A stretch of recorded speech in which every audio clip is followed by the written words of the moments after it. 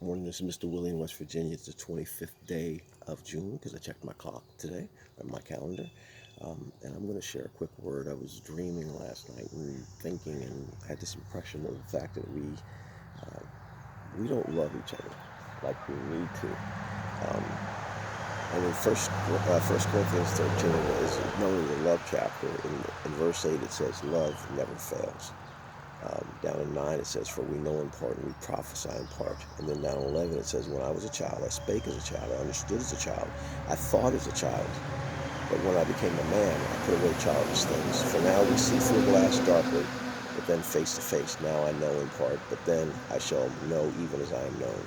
And now abideth faith, hope, and love, these three, but the greatest of these is love." I just want to share that, I've shared before that I've been watching a lot of documentaries lately, and they've been very enlightening because they're documentaries by a news crew that really does news from both sides, and they do it all over the world.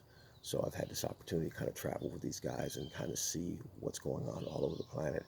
And what I see is people not loving one another, people rather killing one another than getting to know each other and caring for one another. People living in high rises right over top of people that are living in ghettos, people that are selling drugs to get people addicted, people who are ruling over their people with an iron fist.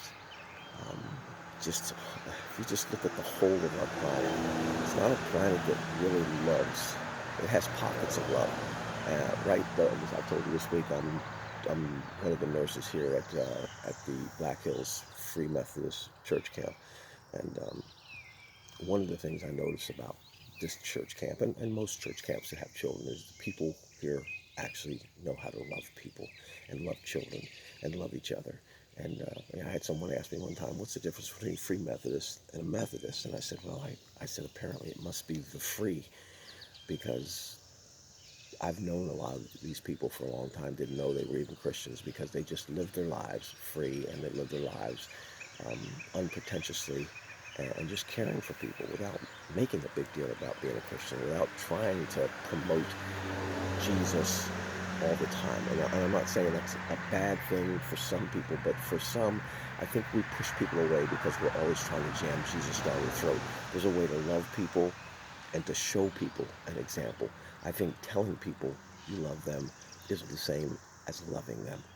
And so what I want to suggest to you today is maybe love some people today instead of just saying it and acting like you do it.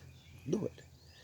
And if you can't, ask the Holy Spirit to help you with the love, because God is the inventor of love, and His love is the one love. There's like 7 different types of love. God has the one that's the best. It's called agape.